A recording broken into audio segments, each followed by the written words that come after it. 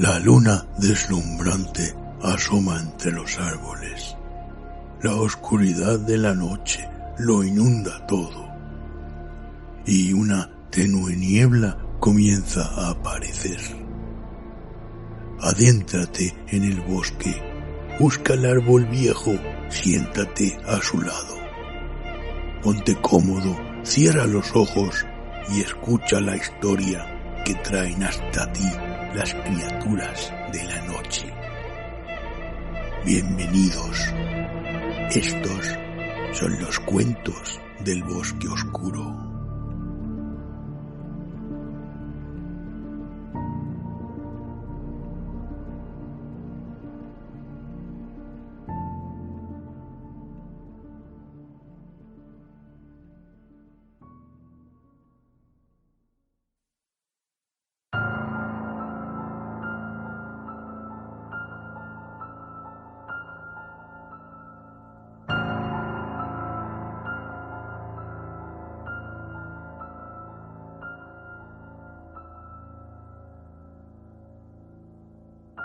Hubo Sattla, de Clark Ashton Smith.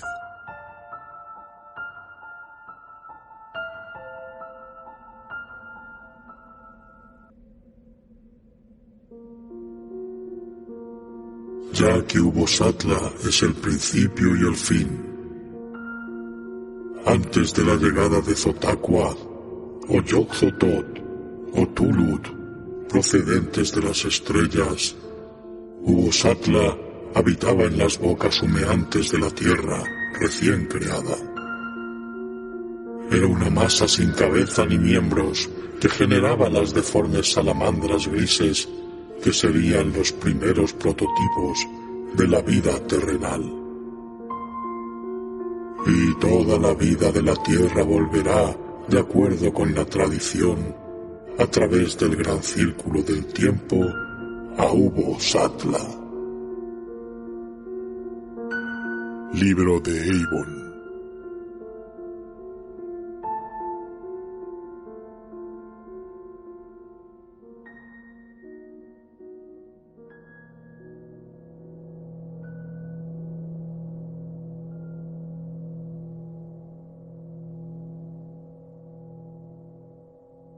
Paul Tregardis encontró el vidrio lechoso entre un montón de curiosidades de muchos países y muchas épocas. Había entrado en la tienda del anticuario sin propósito alguno, excepto el de entretenerse con la distracción que siempre proporciona el curioseo y manoseo de objetos dispares y acumulados. Al echar una ojeada poco entusiasta, le llamó la atención un resplandor opaco procedente de una mesa.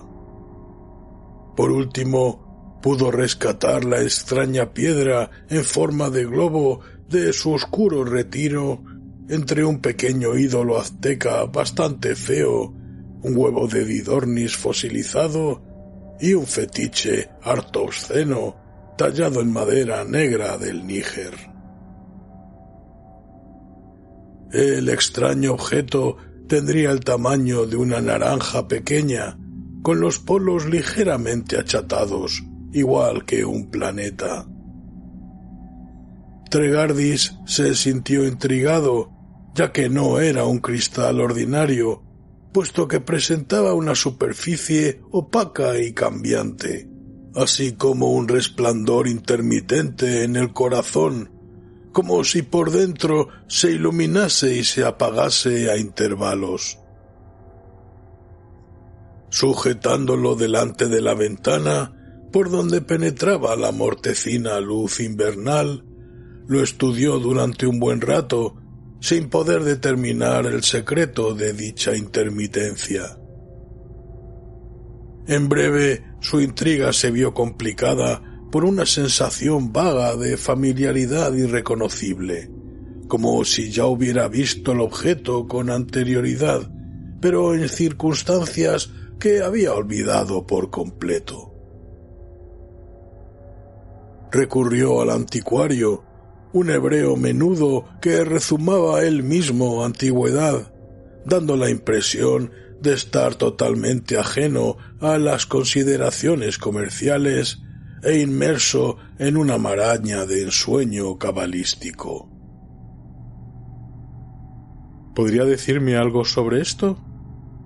El vendedor se encogió de hombros a la vez que arqueaba las cejas. Es muy antiguo. Podría decirse que paleoegeo. No es mucho lo que puedo decirle, ya que es poco lo que sabemos. Un geólogo lo encontró en Grecia, bajo el cielo glaciar, en un estrato micénico. ¿Quién sabe? Puede que perteneciera a algún mago de la Tula primaveral. En esas épocas micénicas, Grecia era una región caliente y fértil. No hay duda de que se trata de un cristal mágico, y cualquiera puede contemplar extrañas visiones en su corazón si lo mira durante suficiente tiempo. Tregardi se sobresaltó, ya que la sugerencia aparentemente fantástica del vendedor le había recordado sus propias investigaciones en una rama de la sabiduría harto oscura, remitiéndole concretamente al libro de Eibon, el más extraño y raro volumen de las ciencias ocultas olvidado hace tiempo, y que según la tradición perduró a través de una serie de traducciones diversas desde el original prehistórico, escrito en el perdido idioma de Hiperbórea. No sin gran dificultad, Tregardis pudo conseguir la versión medieval francesa, copia que había pertenecido a muchas generaciones de hechiceros y adoradores de Satán, pero nunca pudo encontrar el manuscrito griego de donde salió dicha versión. El fabuloso y remoto original fue obra de un gran mago hiperbóreo, quien le ha dado su nombre. Se trata de una colección de mitos oscuros y densos, de liturgias, rituales e invocaciones esotéricas dedicadas al mal.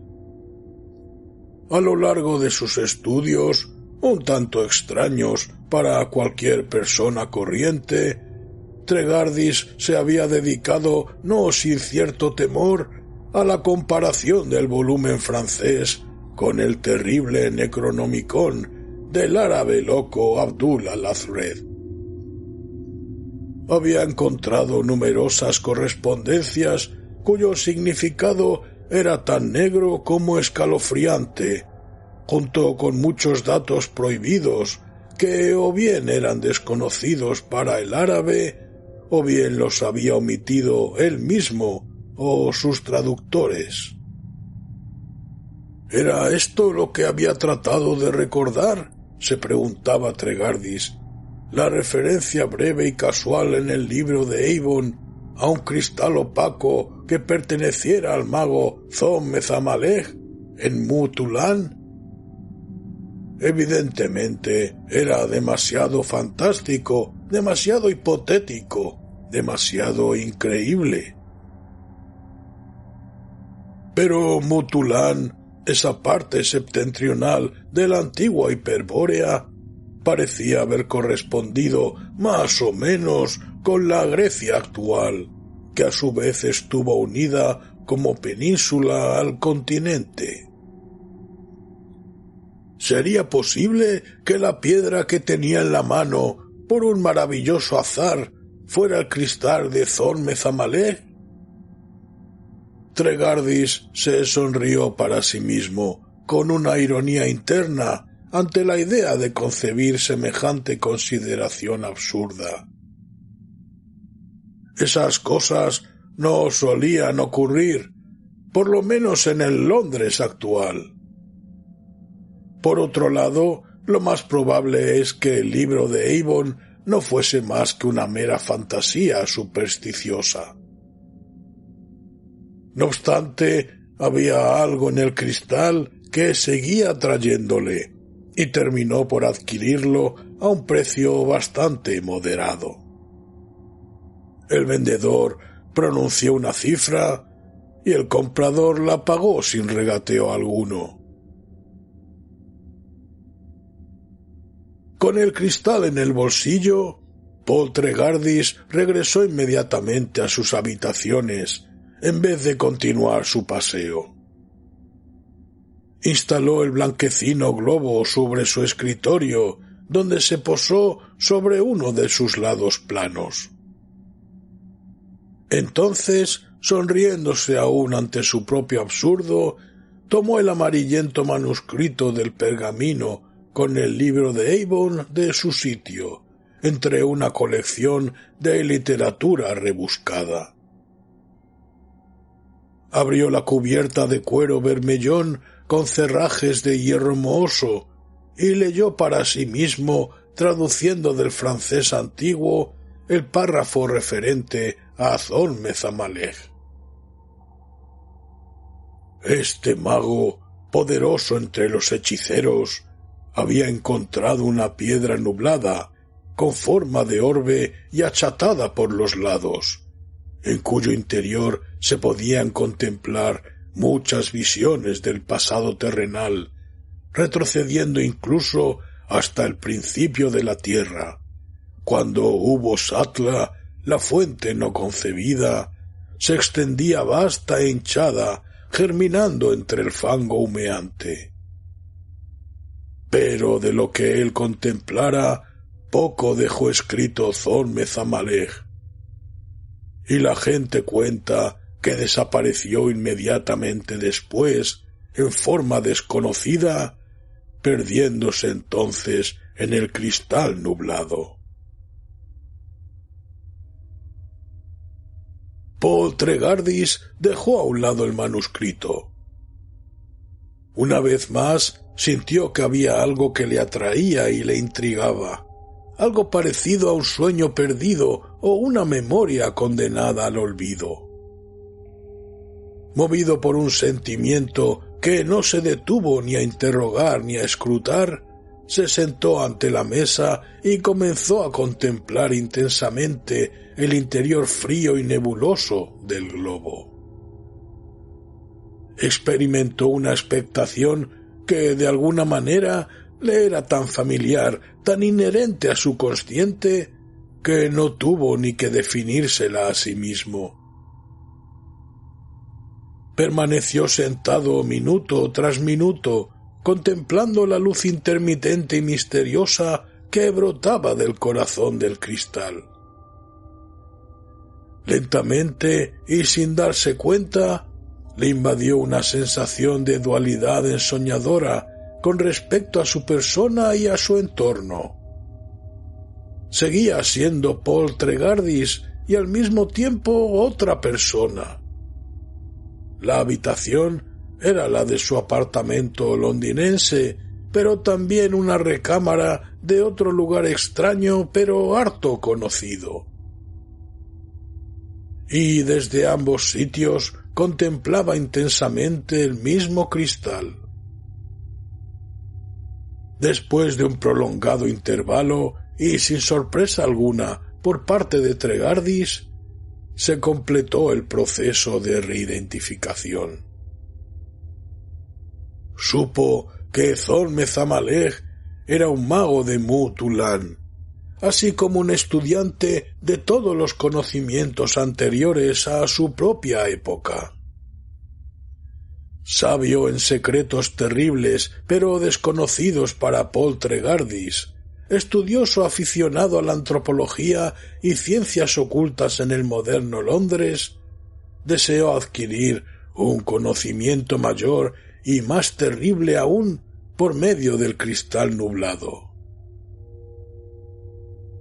Había comprado la piedra en circunstancias dudosas y en un lugar bastante siniestro.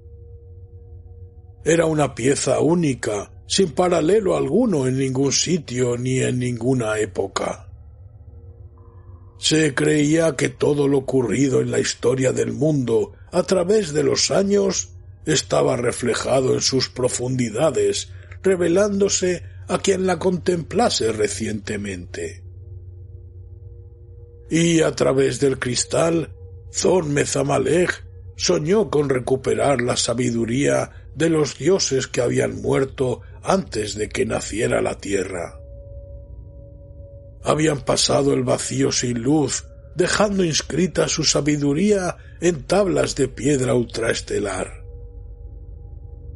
Dichas tabletas quedaron bajo la custodia del demiurgo deforme, primitivo e idiota llamado Ubbo-Satla. Así, sólo mediante el cristal podía Thon-Methamalech encontrar las tablas y leerlas. Era la primera vez que ponía a prueba las famosas cualidades del cristal. Se encontraba en una cámara cuyas paredes estaban cubiertas con paneles de marfil y donde se acumulaban los libros e instrumentos de magia, visión que se apreciaba en medio de una consciente nebulosa. Ante él, sobre una mesa de alguna madera oscura de hiperbórea, grabada con cifras grotescas, el cristal se hinchaba y se hundía visiblemente, mientras que en su nublada profundidad proyectaba una serie de escenas difusas que se esfumaban como burbujas de jabón. Como si contemplase un mundo de verdad, las ciudades, los bosques, las montañas, los mares y las praderas se sucedían bajo él, encendiéndose y apagándose como si estuvieran sujetos al paso de los días y de las noches en una corriente de tiempo muy acelerada. Thon-Methamalech se había olvidado de Poltregardis, perdiendo conciencia incluso de su propia entidad y entorno en Mu-Tulan.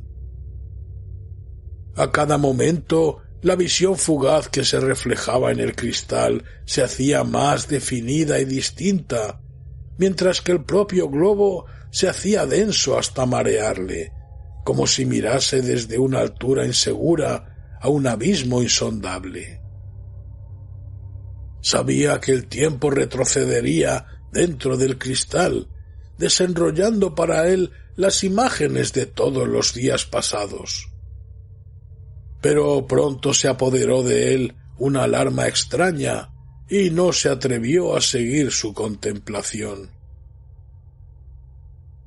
Como si hubiera estado a punto de caer de un precipicio, dio un respingo y se retiró del globo misterioso. Ante sus ojos surgió otra vez el gran mundo vertiginoso en el que se había zambullido como si fuera un cristal pequeño y nublado que se posaba sobre su desgastada mesa en Mu-Tulan. Entonces, y progresivamente, tuvo la sensación de que la gran habitación con paneles esculpidos de marfil de mamut disminuyese para convertirse en otra estancia más reducida y sucia. Y Thon-Methamalech, perdiendo su sabiduría sobrenatural, así como sus poderes mágicos, retornó mediante una regresión extraña a la persona de Poltregardis. Pero al parecer no pudo volver del todo. Entre mareado y asombrado, Tregardis se encontró ante el escritorio donde depositara la esfera achatada. Sentía la confusión de quien ha soñado y todavía no se ha despertado del todo. La habitación le intrigaba en cierto modo, como si el tamaño o la decoración hubiesen cambiado. Por otro lado, su recuerdo de la compra del cristal al anticuario se mezclaba extrañamente con la impresión de haberlo adquirido de forma muy distinta.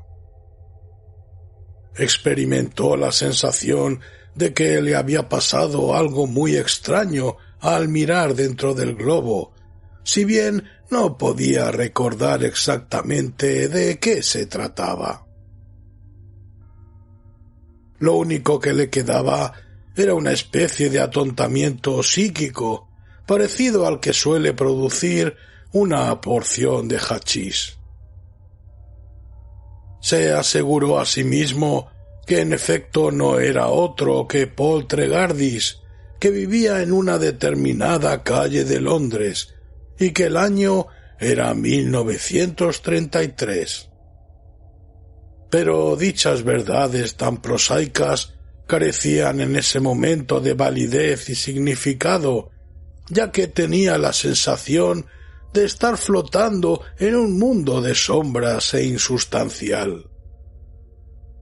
Las paredes parecían temblar como el humo. La gente de la calle eran los fantasmas. Y él mismo no era más que una sombra perdida, un eco errante de algo olvidado hacía mucho. Decidió no repetir el experimento de contemplar el globo de cristal. Los efectos eran demasiado desagradables y confusos.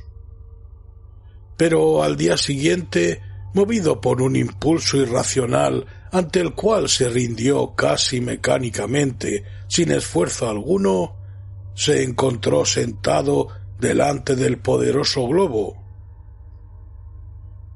Una vez más se convirtió en el hechicero Thon-Methamalech de Mu-Tulan. Una vez más soñó que recobraba la sabiduría de los dioses premundanos. Una vez más se retiró del profundo cristal, víctima del miedo de quien teme caer. Y de nuevo volvió a ser Paul Tregardis, si bien con menos claridad que la vez anterior. Tregardis repitió 3 veces la misma experiencia a lo largo de los días subsiguientes, y en cada ocasión tanto su persona como el mundo que le rodeaba se fue haciendo más tenue y confuso. Sus sensaciones eran las de un soñador que está a punto de despertar, y el propio Londres le parecía tan irreal como los países que surgen entre sueños, retrocediendo en una niebla densa y una luz nublada. Ajeno a todo, experimentó la opresión de grandes visiones, desconocidas y a la vez casi familiares.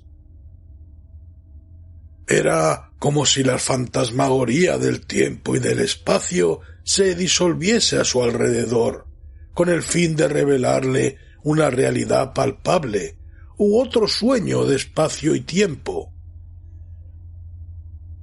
Por fin llegó el día en que se sentó ante el cristal y no regresó como Paul Tregardis. Fue el día en que Thon-Methamalech, desobedeciendo insolentemente advertencias perversas pero poderosas, decidió superar su miedo lleno de curiosidad y dejarse caer en el mundo visionario que contemplara, miedo que hasta entonces le había impedido seguir la corriente en retroceso del tiempo. Se hizo ver a sí mismo que si algún día quería leer las tablas perdidas de los dioses, no le quedaba más remedio que superar su propio miedo. Sólo había contemplado algunos fragmentos de los años de Mu-Tulan inmediatamente posteriores al tiempo presente, es decir, los años de su propia vida, y entre estos años y el principio se extendían ciclos inestimables. El cristal volvió a intensificarse una vez más ante sus propios ojos, reflejando escenas y acontecimientos que se sucedían en una corriente retrospectiva. De nuevo se borraron las cifras mágicas de la mesa oscura, mientras que las paredes talladas mágicamente se derritieron en sus sueños. Una vez más se mareó víctima de un vértigo fatal al inclinarse sobre los torbellinos en los terribles golfos del tiempo, dentro del globo con forma terráquea. Preso del terror y a pesar de su decisión, se hubiera retirado, pero ya era demasiado tarde, pues era mucho lo que había visto.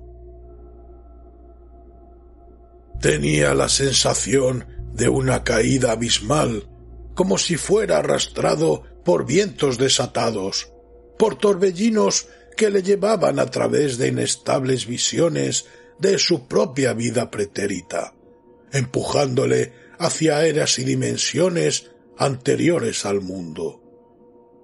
La sensación de sufrir los dolores de un cambio irreversible, hasta que dejó de ser Zom-Mezamalej, el sabio instruido observador del cristal, para formar parte integrante de la extraña y veloz corriente que se apresuraba por regresar al principio. Sintió innumerables vidas, la sensación de morir muertes fantásticas, olvidando en cada ocasión las vidas y las muertes previas. Luchó como guerrero en batallas semilegendarias. Existió como niño jugando entre las ruinas de una antigua ciudad en Mutulan. Por último, fue el rey que reinó durante el apogeo de la ciudad, así como el profeta que presagió la construcción y la caída de la misma. Fue mujer llorando a los muertos perdidos en una necrópolis derruida. Antiguo mago susurrando encantamientos sencillos propios de hechicería primitiva. Sacerdote al servicio de un dios prehumano, forjando el cuchillo de sacrificios en templos excavados en cuevas y con pilares de basalto. Vida a vida, era a era, retrocedió los largos y condenados ciclos por los que atravesara Hiperbórea desde su estadio de salvajismo hasta el de civilización. Se convirtió en un bárbaro perteneciente a una tribu troglodita, deslizándose desde los hielos lentos y picudos de la primitiva era glaciar hasta los países perpetuamente iluminados por las llamaradas de los volcanes. Entonces, después de innumerables años, dejó de ser hombre y pasó al estadio de semibestia depredadora, habitando en bosques de helechos y arbustos gigantes, entre las ramas de los poderosos tilos. Había alguien o algo que a través de eones de sensaciones anteriores, de pasión primitiva y de hambre, de un terror y una locura aborígenes, seguía retrocediendo en el tiempo. La muerte se convirtió en nacimiento y el nacimiento en muerte. A lo largo de una visión lenta del cambio, la tierra parecía deshacerse, descender de las colinas y montes hasta los estratos ulteriores. El sol se agrandaba y se hacía más caliente sobre los pantanos humeantes que exultaban con una vida más intensa, con una vegetación más frondosa. Y lo que en sus tiempos fuera Poltregardis y Zom-Mezamalej, ahora formaba parte de toda la monstruosa evolución. Voló con las alas en forma de garra de un pterodáctilo, nadó por los mares tibios con el cuerpo gigantesco y retorcido de un ictiosaurio, rugió salvajemente a la enorme luna que ardía a través de nieblas liásicas, con la claveteada garganta de un arcaico hipopótamo. Por último, después de eones de brutalidad inmemorial, se convirtió en uno de los perdidos hombres reptiles que elevaron sus ciudades de piedra volcánica y lucharon sus venenosas guerras en el primer continente del mundo. Caminó ondulante por calles prehumanas y bajó bóvedas extrañamente retorcidas. Contempló las primeras estrellas desde elevadas torres de Babel y se inclinó ante los grandes ídolos serpiente, recitando letanías silbantes. Regresó a través de los años y años de la era de los anfibios como algo que se arrastraba en el fango y que aún no había aprendido a pensar, a soñar y a construir. Y llegó el momento en que ya no hubo continente, sino un enorme y caótico pantano, un mar de fango, sin límites ni horizonte, que rezumaba vapores amorfos. Allí, en el gris amanecer de la tierra, la masa deforme de Ubosatla reposaba entre el fango y los vapores. Sin cabeza, sin órganos y sin miembros, segregaba por sus costados porosos, con un movimiento ondulante y lento, las formas amébicas que serían los arquetipos de la vida terrestre.